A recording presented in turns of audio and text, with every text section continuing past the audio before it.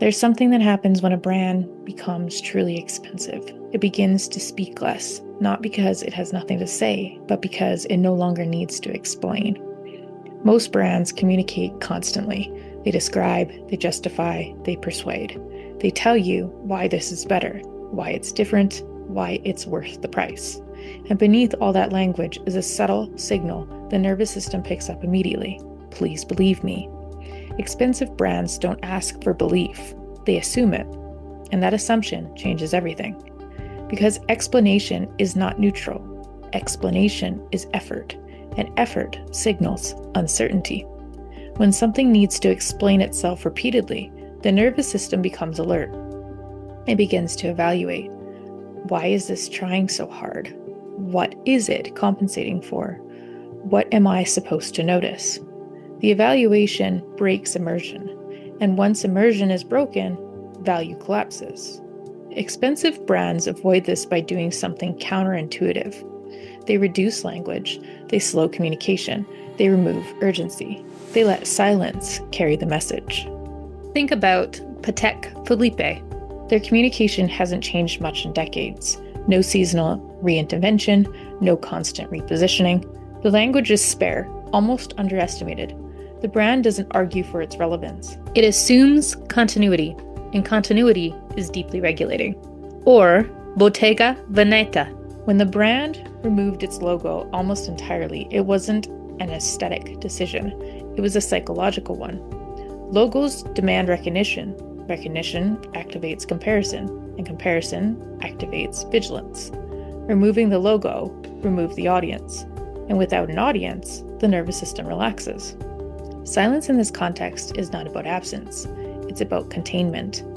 Consider Rolex. The brand doesn't explain why it matters. It doesn't justify pricing.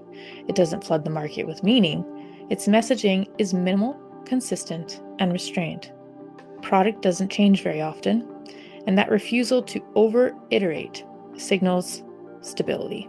Stability always reads as value. Now compare that to brands that constantly reintroduce themselves. New slogans, new campaigns, new identity language every few years. That movement signals insecurity. The nervous system feels it before the mind even articulates it. Expensive brands move slowly because they can. Speed suggests vulnerability. Stillness suggests control. This is also why expensive brands often feel intimidating at first. There is no hand-holding, no emotional cushioning, no reassurance that you belong. You are not being guided, you are being observed, quietly. And that flips the dynamic.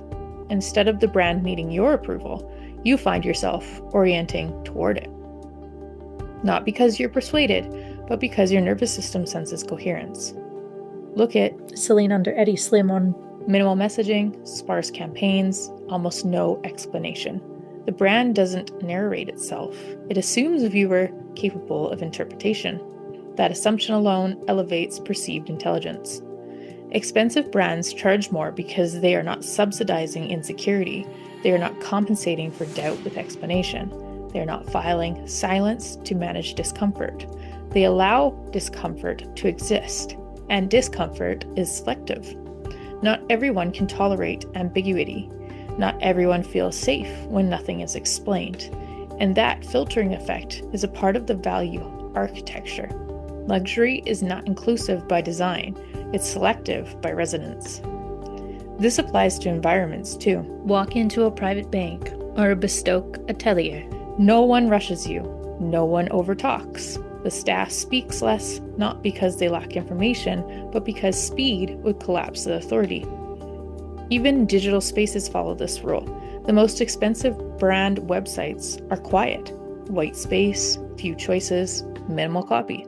Because choice overload creates stress, and stress dissolves luxury. Luxury depends on nervous system safety, and that safety depends on simplicity. This is why saying less allows brands to charge more. Not because silence is valuable on its own, but because silence reflects internal order. Once you see this, you can't unsee it.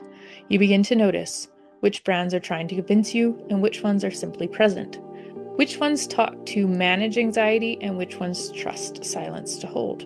The expensive ones don't rush you to understand them.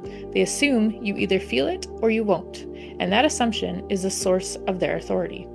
Authority doesn't argue. Authority doesn't over-explain. Authority doesn't chase agreement. It remains coherent, and that coherence is what people pay for.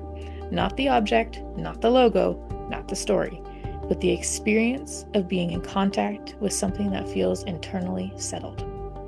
In a world that over-communicates, over-stimulates, and over-explains, restraint becomes rare, and that rarity always increases value. Expensive brands say less because they already know who they are. They're not waiting for permission to exist. And when something knows itself that clearly, your nervous system recognizes it before your mind ever even catches up. That is why expensive brands say less and charge more.